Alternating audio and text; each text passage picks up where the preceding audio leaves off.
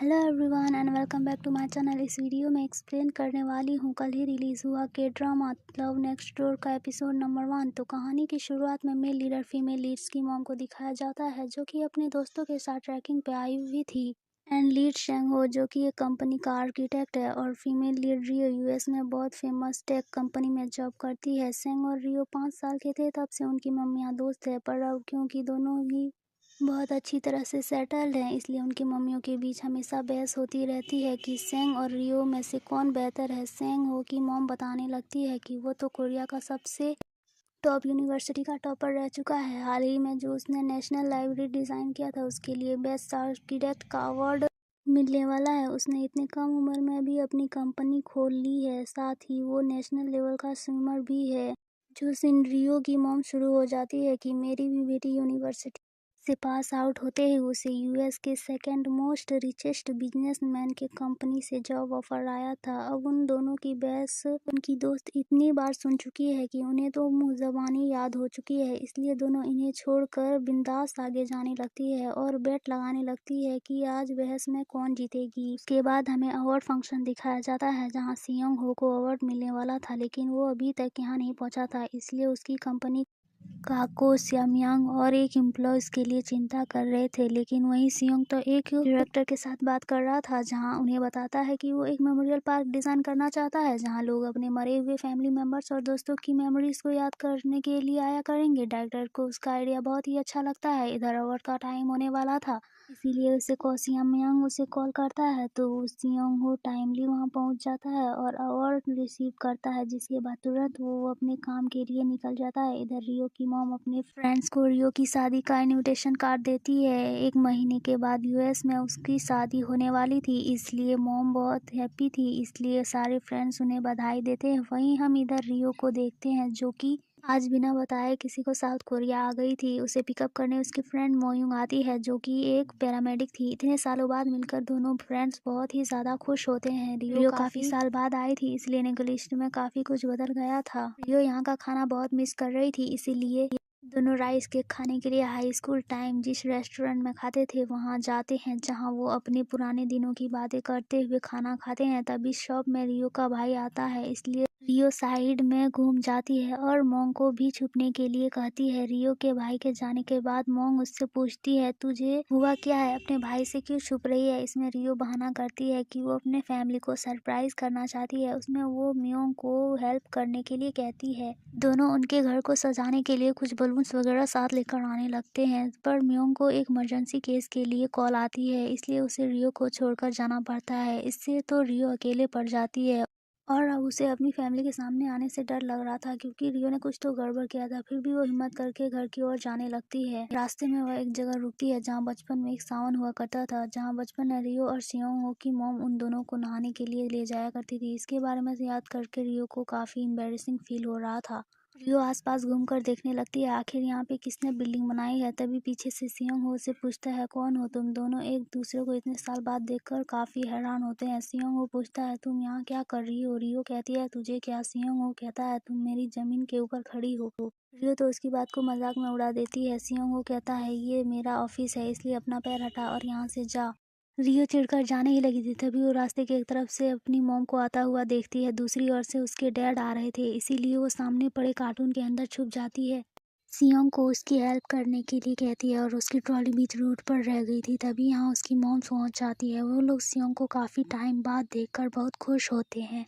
अगले हफ्ते सियोंग के ऑफिस की ओपनिंग है इसलिए सभी लोग इसे बधाई देते हैं। मॉम उसे घर चलने के लिए कहती है तो सियोंग उन्हें थोड़ी देर बाद आता हूँ कहकर जाने के लिए कहता है और तभी इन सब की नज़र पड़ती है ट्रॉली पर, तो ये सभी आसपास देखने लग जाते हैं कि आखिर किसने ये ट्रॉली बीच रास्ते में रखा है। सियोंग हो को पता नहीं था कि ये रियो का है, इसलिए उससे पूछने पर कहता है कि मैं नहीं जानता। तभी रियो उसके पैर में मारती है तो ये समझ जाता है कि ये रियो का है, इसलिए कहता है कि हाँ ये मेरा है। तो ये लोग उसका सामान रखवाने में उसकी हेल्प करने की बात करते हैं। तो सियोंग हो उन सबको कैसे भी करके समझा बुझाकर घर भेज देता है। फिर वो रियो से पूछने लग जाता है कि आखिर तुम इन सब से छुप क्यों रही थी। रियो जवाब नहीं देती तो सियोंग हो उसे बाहर नहीं आने दे रहा था, पर रियो कार्टून फाड़ कर बाहर आ जाती है। सियोंग फिर से पूछता है कि वो छुप क्यों रही थी, पर रियो टॉपिक चेंज करते हुए कहती है कि तेरा ऑफिस तो बहुत अच्छा है वॉशरूम यूज़ करने के बहाने वो उसके ऑफिस के अंदर चली जाती है, फिर पूरे ऑफिस के अंदर घूमने फिरने लग जाती है। वहीं सियोंग उसे बार बार घर जाने के लिए कह रहा था और ये तो बार बार टॉपिक चेंज करके कुछ ना कुछ पूछने लग जाती है। उसके सवाल खत्म होने के बाद सियोंग वो फिर से उसे जाने के लिए कहता है। रियो हड़बड़ी में ऊपर की ओर जाने के चक्कर में एक वायर से फंस कर गिर जाती है। इस चक्कर में एक बुक शेल्फ उसके ऊपर गिरने वाला था, पर सियोंग उस बुक शेल्फ को पकड़ लेता है, लेकिन उसके अंदर रखी हुई एक बहुत ही भारी मेटल की मूर्ति सियोंग के पीठ पर गिर जाता है। इससे उसे बहुत दर्द होता है। रियो उसको उठाकर उसके पीठ को देखने लग जाती है, जहाँ इस भारी मेटल का चोट का निशान तो था ही, साथ ही उसके पीठ पर एक कट का निशान था। छोटी रियो सियोंग को बचाने के लिए दूसरे लड़कों से लड़ रही थी, तब गलती से उसका धक्का सियोंग को लग गया था, जिस वजह से नुकीले तारों से सियोंग के पीठ पर चोट लग गया था। रियो को बहुत बुरा लगता है, कहती है कि अभी भी ये निशान है।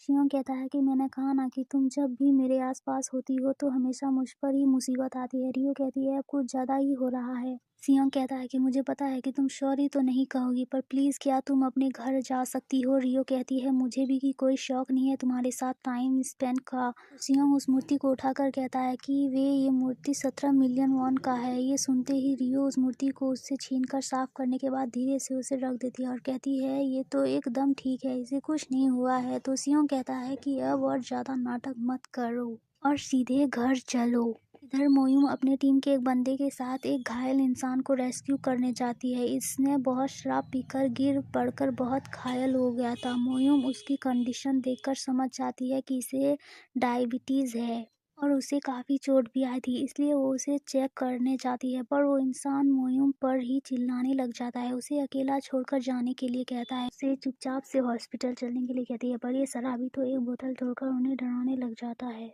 आसपास के सभी लोग डर के भागने लगते हैं, लेकिन मोयून उन्हें शांत कराने लगती है। लेकिन एंट्री होती है सेकंड मेन लीड दान हो की, जो अपने आप रेड बेल्ट बताकर शराबी से लड़ने जाता है, पर खुद ही फिसल कर गिर जाता है। तभी मोयूंग एक जोरदार किक मारती है, जिस पर बोतल और शराबी दोनों गिर जाते हैं और वो शराबी को प्यार से हॉस्पिटल जाने के लिए कहती है। शराबी डर के मारे चलने के लिए तैयार हो जाता है। दान हो को भी हाथ में चोट लगी थी, इसलिए वो भी हॉस्पिटल जाता है। इधर शियोंग साथ में अपने अपने घर और आ रहे थे, क्योंकि दोनों का घर आमने सामने था। रियो सामने एक डिलीवर के हेलमेट को देखकर कहती है क्या वो बंदा मुझे अपना हेलमेट देगा। सियोंग कहता है तुम्हें हेलमेट क्यों चाहिए, सामने ही तो हमारा घर है। पर रियो को पता था कि आज उसके घर में मार पड़ने वाली है, इसलिए यहीं से अपनी ट्रॉली से सारे कपड़े निकाल कर पहन लेती है, ताकि उसको पिटाई भी हो तो उसे कम लगे। सियोंग तो उसे पूरे रास्ते चिढ़ाते हुए आता है, उसके घर के सामने उसे छोड़कर जाने ही लगा था। रियो उसे पंच मारने के लिए कहती है, ये चेक करने के लिए कि इतना सब कुछ पहनने के बाद भी दर्द होगा या नहीं।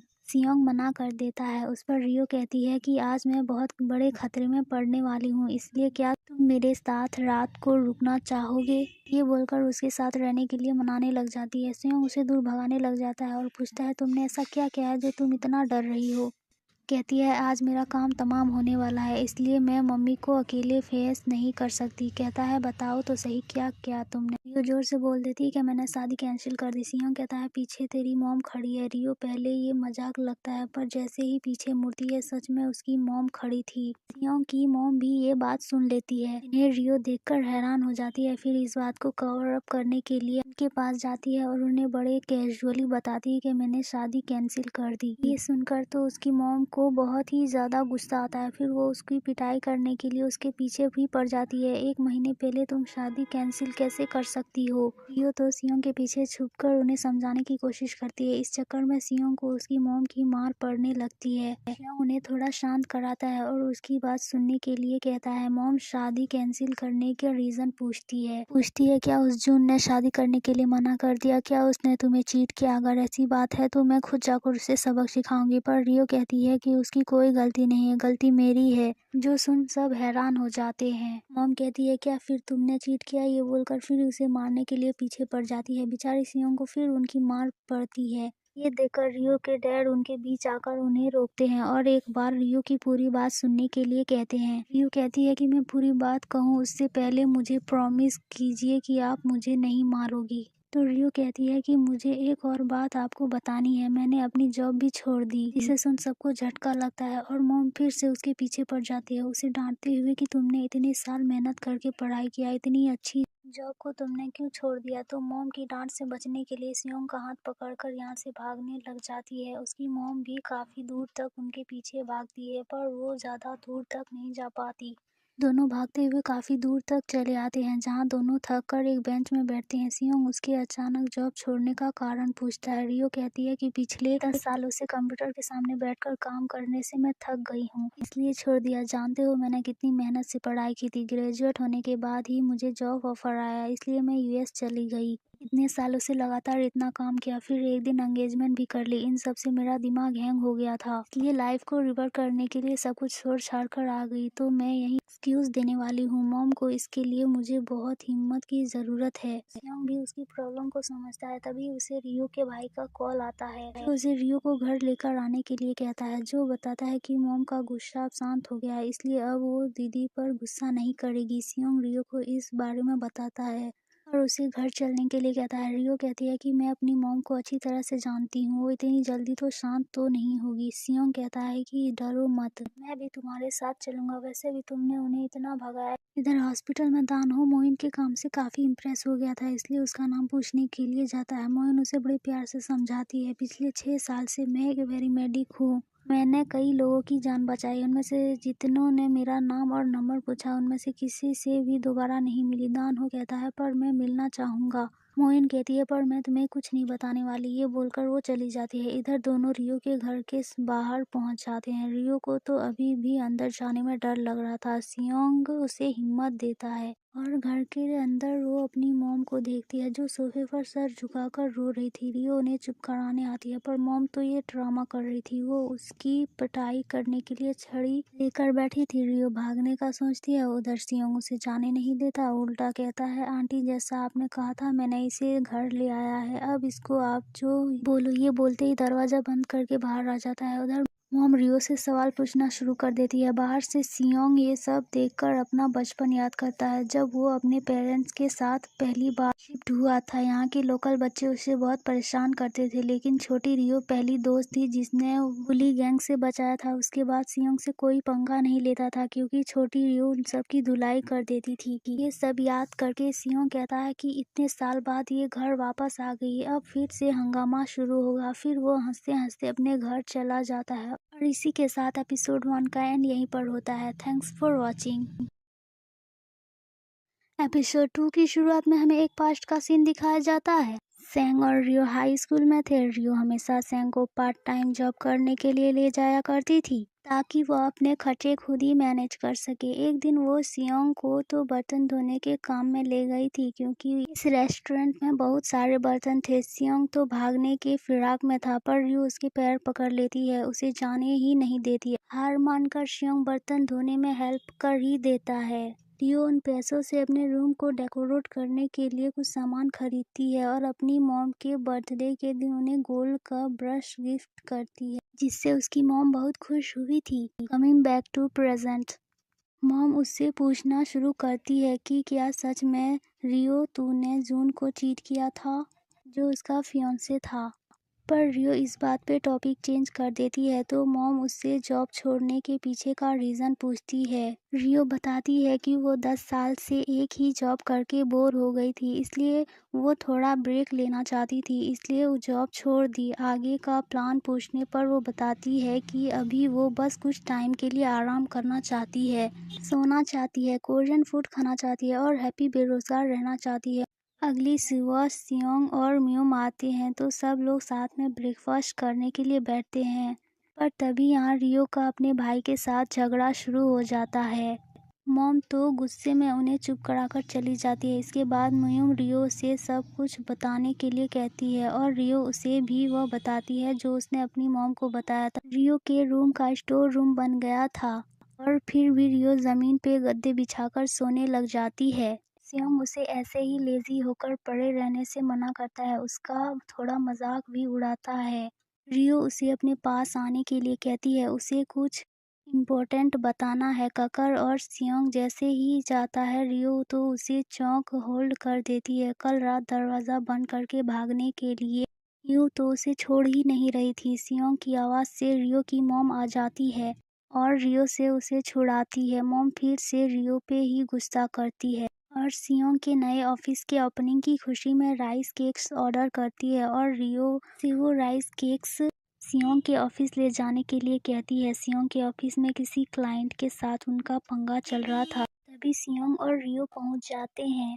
तो सियोंग क्लाइंट से बात करने लग जाता है। रियो को उसी एक एम्प्लॉय के साथ बात करने लग जाती है, जहां ये दोनों रियो को देखकर तो बहुत ज़्यादा खुश होते हैं, क्योंकि सियोंग हमेशा उन्हें रियो को एक कारण में सुनाया करता था। तो ये दोनों रियो से उनके बचपन के किस्सों के बारे में बताने के लिए कहते हैं कि वो दोनों पहली बार कैसे कब मिले, उनकी दोस्ती कैसे हुई। बताती है कि हम पहली बार मिले थे 1995 में, जब सीओ की फैमिली हमारे पड़ोस में शिफ्ट हुई। सीओ का जन्म फ्रांस में हुआ था, इसलिए उसे फ्रेंच के अलावा और कोई भाषा नहीं आती थी।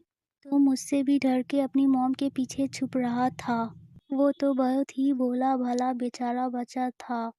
तब मैंने डिसाइड किया कि इसकी हेल्प करूँगी अब, क्योंकि सियोंग के मॉम डैड दोनों ही काम के सिलसिले में पूरे दिन बाहर रहते थे और तब रियो की मॉम बेबी सिटिंग का काम करती थी, इसलिए सियोंग की मॉम उसे रियो के घर पे छोड़कर चली जाया करती थी। तब से ही रियो सियोंग को बेबी सिट करने लगी, उसे गेम्स खेलना सिखाया, हाइजीन का ध्यान रखा, उसको न्यूट्रिशन खाना खिलाया, कोरियन बोलना सिखाया, उसको दूसरे बच्चों के साथ घुलने मिलने में मदद किया। इवन मैंने उसे सही से पैसों का यूज़ करना भी सिखाया, इसलिए हम कह सकते हैं मैंने ही उसे पाल पोस कर बड़ा किया है। अभी सियोंग आ जाता है एंड बताता है कि ये सब झूठ बोल रही है, इसने अपने तरीके से तुम्हें कहानी तो बता दी, अब असली कहानी मैं बताता हूँ।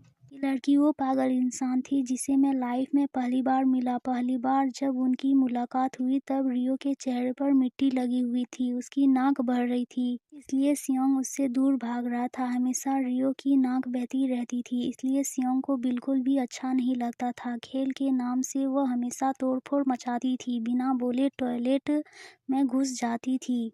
मुझे बीन्स खाना पसंद नहीं था, तो रियो अपने हिस्से का भी बीन्स मुझे ज़बरदस्ती खिलाती थी। गेम्स के हमेशा ही मुझे ही लूज़र बनाती थी, इवन मेरी पॉकेट मनी के पैसे भी ले जाती थी। मियोंग लेना उन दोनों को छोड़कर बाहर जाने लगते हैं, तभी मियोंग को एक कॉल आता है, वो काफ़ी शॉक्ड हो जाता है। इधर पड़ोसी औरतें रियो के बारे में गॉसिप शुरू कर देते हैं, क्योंकि उस रात जब रियो की मॉम चिल्ला चिल्ला कर उसके पीछे पड़ी हुई थी, तब सब ने इनकी बातें सुन ली थी। रियो की शादी टूट गई, उसे जॉब से निकाल दिया और गॉसिप धीरे धीरे बढ़ती जा रही थी। रियो की मॉम गुस्से में अपनी फ्रेंड के शॉप में आती है, जो उन्हें एक और झटका देती है।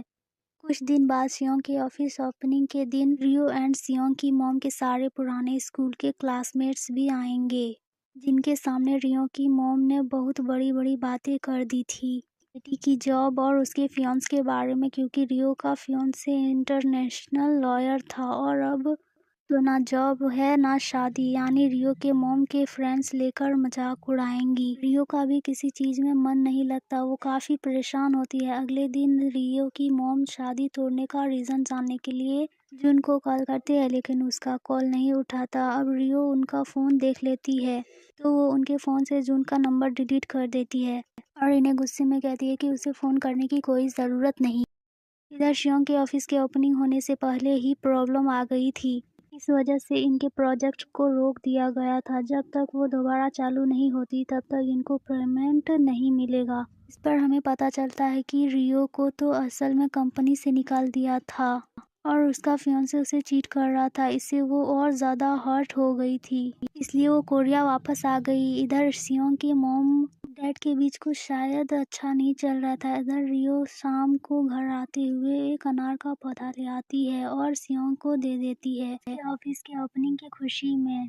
सियोंग उसे कल शाम को लेकर आने के लिए कहता है। रियो कहती है कि वो कल बिजी है। तो अगली सुबह रियो की मॉम तैयार हो रही थी ऑफिस के ओपनिंग सेरेमनी में जाने के लिए। उन्हें वो गोल्ड का ब्रोच नहीं मिल रहा था। रियो ढूंढने में हेल्प करती है, लेकिन उसे भी नहीं मिलता। मॉम ऐसे ही चली जाती है, पर यहाँ जैसा रियो की मॉम ने सोचा था वैसा ही होता है। उनके क्लासमेट्स रियो की शादी टूटने की गॉसिप करने लग जाते हैं, जो सुन उन्हें काफ़ी झूठी स्माइल रखकर पार्टी एंजॉय करने का एक्टिंग करती है।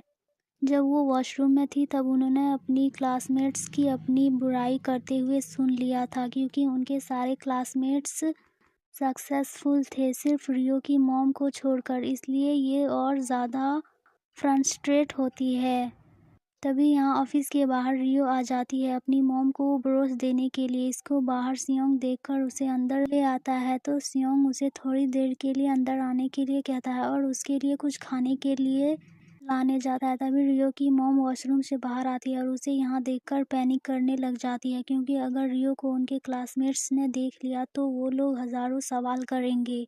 इसलिए वो ब्रोश को उससे लेकर उसे जाने के लिए कह रही थी, पर तभी उनके सारे क्लासमेट्स नीचे आ जाते हैं। अब रियो से वो लोग सवाल जवाब शुरू करते हैं, इससे पहले कि रियो की मॉम सामने से उन्हें बता देती कि रियो ने अपनी पुरानी जॉब छोड़ दी, क्योंकि इसे उससे भी कई अच्छी कंपनियां आउट करना चाहती है। बहुत सारी और ज़्यादा बड़ी बड़ी कंपनियां रियो को अपनी कंपनी में चाहती है, इसलिए उसने पुरानी जॉब छोड़ दिया है और हम सबसे बस कुछ दिन के लिए मिलने आई है, पर जल्दी ही डिसाइड करके वो यूएस चली जाएगी, क्योंकि आखिर यूएस में ही तो इसकी असली जगह है। जो सब सुनकर रियो को तो बहुत ही ज़्यादा बुरा लगता है और वो अपनी मॉम की खातिर यहाँ पे कुछ भी नहीं बोलती। पर घर आकर वो अपनी मॉम से कहती है कि क्या मैं आपको इंसल्ट फील कराती हूँ, आपने ये सब बोलने के लिए कब से प्रैक्टिस कर रखा था। मॉम कहती है मैंने कोई झूठ नहीं बोला, तुम यूएस वापस जाओगी। रियो कहती है कि आप कभी नहीं चाहती थी ना कि मैं यहाँ वापस आऊँ, इसलिए आपने मेरे रूम को स्टोर रूम बना दिया। मॉम कहती है इस बारे में मैं कोई बात नहीं करना चाहती, तुम बैग पैक कर यूएस चली जाओ। मॉम तो अपनी ही धुन में लगी हुई थी कि तुम मेरे साथ ऐसा कैसे कर सकती हो, मैंने तुम्हें पाल पोस कर बड़ा किया, इस दिन के लिए तुमने कितनी मेहनत से पढ़ा, यूएस में फुल स्कॉलरशिप मिली, इतनी बड़ी जॉब मिली, फिर भी तुम ऐसे छोड़कर कैसे आ सकती हो, तुम मुझे ऐसे धोखा कैसे दे सकती हो। रियो पूरी टूट जाती है और कहती है कि क्या मैं एक बार बस आपकी बेटी बनकर नहीं रह सकती, मुझे नहीं बनना आपका प्राइड, मुझे बस एक नॉर्मल लाइफ चाहिए। मेरी जॉब छोड़ने से या शादी तोड़ने से आपका प्राइड कैसे हर्ट हो सकता है। क्या आपने कभी मेरे बारे में सोचा है, मैं अच्छे से सो रही हूँ या नहीं, खा रही हूँ या नहीं, मैं वहाँ कैसे जी रही थी, कभी आपने सोचा है। पर मॉम अपनी वही प्राइड वाली पिपुड़ी बजाने लग जाती है, इसलिए रियो बहुत ज़्यादा गुस्से में और दुखी होकर घर से बाहर चली जाती है, जहाँ बाहर सियोंग ने उनकी बातें सुन लिया था। इसलिए वो रियो को देखने के लिए जाता है, जो कि बच्चों के मैदान में थी। रियो जो बहुत ज़्यादा दुखी थी, पर वो सियोंग के सामने हंसते हुए बात करती है। इन बिना मतलब के बचपन के किस्सों के बारे में बात करते हुए खुद ही बहुत ज़्यादा हंसने लग जाती है। सियोंग समझ रहा था कि रियो बहुत ही ज़्यादा दुखी है, इसलिए उसे कहता है कि एटलीस्ट मेरे सामने झूठी हंसी दिखाने की ज़रूरत नहीं, अगर रोने का मन कर रहा है तो रो लो। इधर रियो की मॉम को भी एहसास हो जाता है कि वो क्या गलत कर रही थी, इसलिए वो भी बहुत दुखी होती है रियो को अब तक ऐसे ट्रीट करने के लिए। अगली सुबह मॉम रियो के कमरे में जाती है, पर सुबह सुबह कहीं चली गई थी। इधर सियोंग को कंपनी में एक प्रोजेक्ट फिर से चालू हो गया था, इसलिए ये लोग बहुत खुश थे। रियो शाम को घर आती है और किसी से बिना बात किए अपने रूम की ओर जाती है। रूम को देखकर वो पूरा चौंक जाती है, क्योंकि उसके रूम का पूरा नक्शा ही बदल गया था। और वो अपनी मॉम से पूछती है ये सब कैसे हुआ। फिर डैड बताते हैं कि तुम्हारी मॉम ने ये सियोंग से करने के लिए कहा। फिर हमें सुबह का फ्लैशबैक दिखाया जाता है। रियो की मॉम ने सुबह सुबह सियोंग को रियो के रूम के डेकोरेट करने के लिए कहा था, उसने कुछ ही घंटों में रूम का पूरा नक्शा ही बदल दिया। अब मॉम को अपनी गलती का एहसास हो चुका था, इसलिए माँ बेटी में सब कुछ फिर से सही हो जाता है और रियो नई रूम को देखकर बहुत ही ज़्यादा खुश होती है। फिर वो रात को सोने के लिए अपने रूम में आती है, जहाँ वो सीलिंग पर चमकते तारों वाले स्टिकर्स देखती है, जिन्हें देखकर वो बहुत ही ज़्यादा सरप्राइज्ड होती है, क्योंकि वो बचपन से अपने रूम में ऐसे स्टिकर्स लगाया करती थी। इसे देखकर उसे बहुत अच्छी नींद आती थी और इस बारे में सियोंग को पता था, इसलिए उसने जानबूझकर डिज़ाइन किया था। रियो उसे थैंक यू कहने के लिए कॉल करती है और सियोंग उसे अभी भी टीज करता है, ये कहते हुए कि ज़रा ध्यान से देख, जिस टेबल में बैठकर तूने अपने सीनियर को लव लेटर लिखा था, पर उसने तुम्हें रिजेक्ट कर दिया था, मैंने वही टेबल दोबारा से लगाई है, तेरा बेड ब्लैंकेट सब वही है। जब तू रिजेक्ट होकर आकर रो रही थी, एम्बैरेस होकर ब्लैंकेट में अपना मुंह छुपा रही थी, मैं तेरे मैं तेरे एम्बेरस्ड पास्ट को वापस ले आया था। रियो उसे ये सब याद दिलाने से मना कर रही थी। तभी सियो कहता है कि अपनी खिड़की के कर्टन्स को अच्छे से बंद कर लेना, क्योंकि मैं हर सुबह उठकर तेरी शक्ल नहीं देखना चाहता। कहती है, पर तू तो यहाँ रहता ही नहीं। मेरे शहर वाले घर का क्या हुआ? सियोंग कहता है कि अब से मैं यहीं रहूंगा। जो सुन रियो को एक पुरानी मेमोरी याद आती है, जब एक दिन वो अपनी सीलिंग पर वो स्टिकर लगा रही थी। उसका पैर फिसल गया था एंड वो गिरने वाली थी, पर सियोंग ने उसे गिरने से बचा लिया था। उसे अपने ऊपर बेड में खींच लिया था। इसी के साथ एपिसोड 2 का एंड यहीं पर होता है। तो अब इनकी लव स्टोरी कैसे डेवलप होती है, देखने के लिए अगले एपिसोड का इंतजार कीजिए। Thanks for watching. तो एपिसोड 3 की शुरुआत में हमें 2007 का एक सीन दिखाया जाता है, जहां ओलंपिक सिलेक्शन चल रहा था। इस नेशनल स्विमिंग कंपटीशन में सियोंग ने भी पार्टिसिपेट किया था, लेकिन इस मैच को देखने के लिए और सियोंग को चीयर करने के लिए उसके मॉम डैड दोनों ही नहीं आ सके थे, क्योंकि सियोंग की mom ministry of foreign affairs में काम करती थी, इसलिए वो ज़्यादातर टाइम आउट ऑफ रहती थी। सियोंग के डैड एक डॉक्टर थे, इसलिए वो भी अपनी ड्यूटी छोड़कर नहीं आ सके थे। इसलिए सियोंग काफ़ी सैड था, लेकिन उसे चेयर करने के लिए रियो पहुंच गई थी, तो अकेले ही बहुत जोरों से चिल्ला चिल्ला कर सियोंग को चीयर कर रही थी। गेम स्टार्ट होता है और सियोंग कंपटीशन जीत जाता है, जिससे रियो और सियोंग दोनों ही बहुत ही ज़्यादा खुश हुए थे। Coming back to the present, रात के 3 बजे रियो अचानक से बहुत जोर से चिल्लाती है, जो सियोंग का भी नींद टूट जाता है। वो अपनी खिड़की खोलकर उसे चिल्ला कर कहता है कि पागल है क्या, इतनी रात को चिल्ला क्यों रही है, टाइम तो देख ले। रियो कहती है 3 बज रहे हैं तो मुझे उससे क्या। सियोंग कहता है कि इतनी रात तक पंछी और जानवर भी सो जाते हैं, फिर तू इतनी रात को जग कर चिल्ला क्यों रही है। तो रियो उसे चिढ़ाते हुए कहती है, क्या मेरी आवाज़ से बेबी जाग गया? क्या बेबी को नींद नहीं आ रही? क्या लोरी सुनाने जाऊं? जो सुन सियोंग तो चिढ़कर उसे चुप करा देता है। रियो जो हॉरर मूवी देख रही थी की एंडिंग स्पॉइल कर देती है, इससे रियो को तो बहुत गुस्सा आता है। सियोंग तो ईयरबड लगा के सो जाता है और रियो चिल्लाते रह जाती है। सुबह सियोंग अपने मोबाइल नेट के साथ ब्रेकफास्ट करने बैठता है, जहां हमें पता चलता है कि सियोंग अभी भी अपनी मॉम से नाराज है उसके साथ कोरिया में न रहने के लिए, पर वो अब इससे यूज टू हो चुका है। इसलिए जब उसकी मॉम कहती है कि वो कल से उन सब के लिए ब्रेकफास्ट बनाएंगी, सियोंग कहता है कि इसकी ज़रूरत नहीं है, मैं ज़्यादातर ब्रेकफास्ट नहीं करता, और वैसे भी आपको भी तो अपने काम के लिए वापस लौटना है।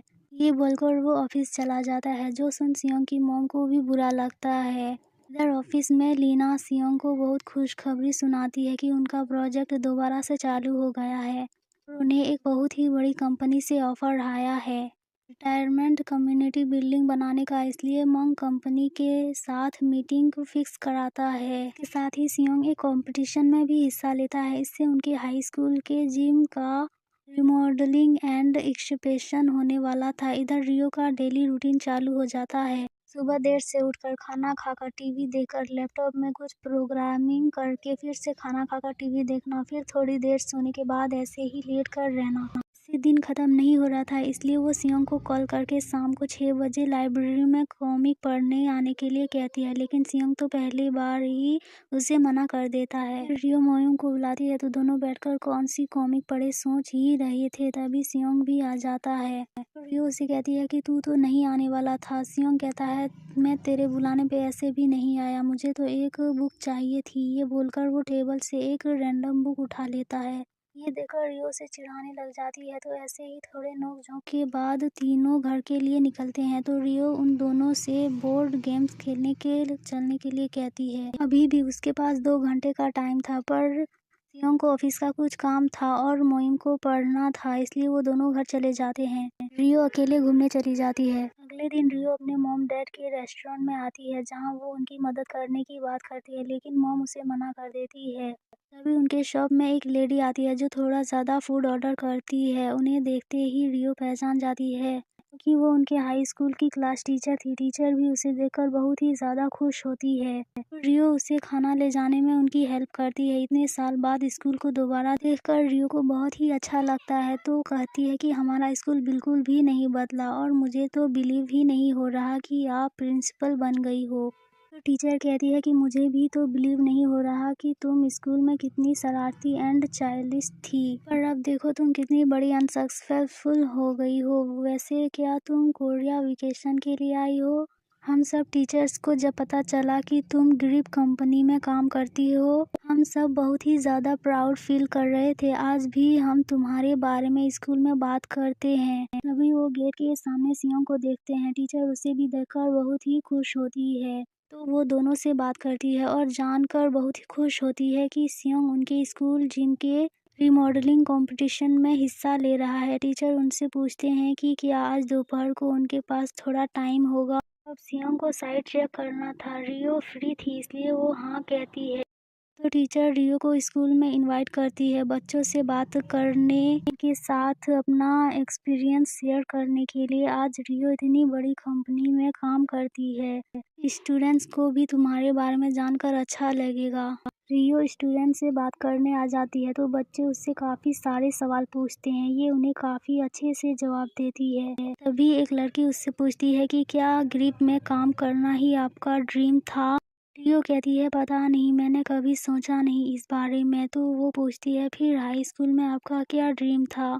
इस बात पे रियो सोच में पड़ जाती है। वहीं दो स्कूल जिम में हम सियोंग को देखते हैं। इसे स्विमिंग पूल देखकर अपना पास्ट याद आ रहा था, जिसे वो काफ़ी सैड लग रहा था। कुछ देर बाद रियो बाहर आती है तो उससे सियोंग मिलता है। सियोंग उससे बात करने की कोशिश करता है लेकिन रियो तो काफ़ी अपसेट लग रही थी। सियोंग उसे अपने साथ कहीं जाने के लिए कह रहा था। रियो कहती है उसे अभी कहीं नहीं जाना, उसे बस थोड़ी शांति चाहिए बोलकर उसे इग्नोर करके जाने लगी थी। सियोंग उसे रोकता है, उसे अपने साथ ले जाता है। तो दोनों स्कूल के पीछे दो पेड़ के पास मिट्टी निकालकर अपना टाइम कैप्सूल ढूंढ रहे थे।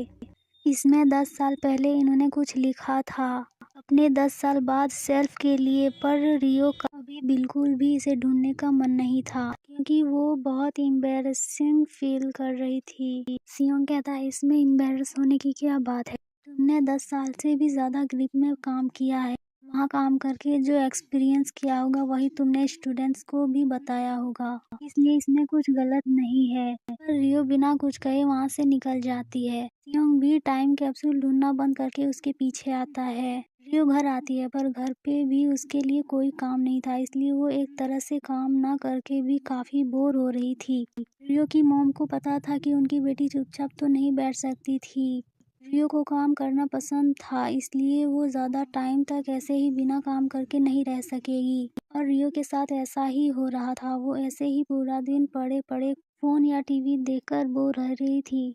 अगले दिन मोयून एक पेशेंट को इमरजेंसी हॉस्पिटल ले जा रही थी, पर रास्ते में ट्रैफिक बहुत था एंड लोग जो उसकी बात नहीं सुन रहे थे। पर सामने एक कार में था दानवो, जो आगे के सारे कार वालों को पेशेंट के बारे में बताकर रास्ता क्लियर करवाता है। मोयून उसका चेहरा तो नहीं देख पाती। इधर सियोंग गया था उस कंपनी में बात करने के लिए जो लोग रिटायरमेंट कम्युनिटी बिल्डिंग बनाने वाले थे। इसके लिए उनका बजट भी 2 बिलियन वॉन था, लेकिन वो लोग सियोंग को एक दूसरे आर्किटेक्ट का डिज़ाइन कॉपी करने के लिए कह रहे थे, पर सियोंग से बिल्कुल भी नहीं करना चाहता था। जब वो उन्हें साफ कह देता है कि उसका पार्टनर म्यूंग उस प्रोजेक्ट को करने के लिए ही कह रहा था क्योंकि इससे उन्हें काफ़ी अच्छे पैसे मिल सकते थे, लेकिन सियोंग को किसी और का डिज़ाइन कॉपी बिल्कुल नहीं करना चाहता था, इसलिए वो मना करने जा रहा था। पर म्यूंग उन्हें कहता है कि वो सोच कर बताएंगे बोलकर सियोंग को लेकर चला जाता है।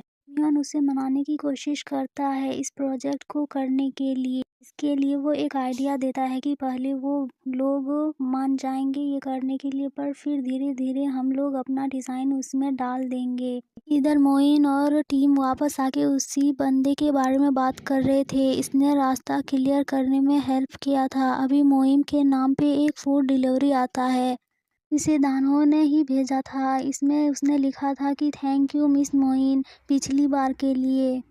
इधर रियो को किसी कंपनी के सीईओ से कॉल आया था जो उसे अपनी कंपनी में जॉब ऑफर करती है, वैसा ही काम जो वो ग्रिप में करती थी। ये सुनकर रियो ज़्यादा खुश तो नहीं दिखती। तभी उसी शॉप के बाहर ये शियो गुजर रहा था, जो रियो को देखकर रुक जाता है। उसके बाहर आने के बाद उससे बात करने जाता है। रियो से उस जॉब ऑफर के बारे में बताती है। जॉब अच्छी है, पेमेंट भी डिसेंट है, काम मेरे पुराने जैसा ही है, एडजस्ट मैं कर लूँगी। तो सियोंग पूछते हैं कि क्या तू सच में यह काम करना चाहती है, वही तेरा पुराना काम?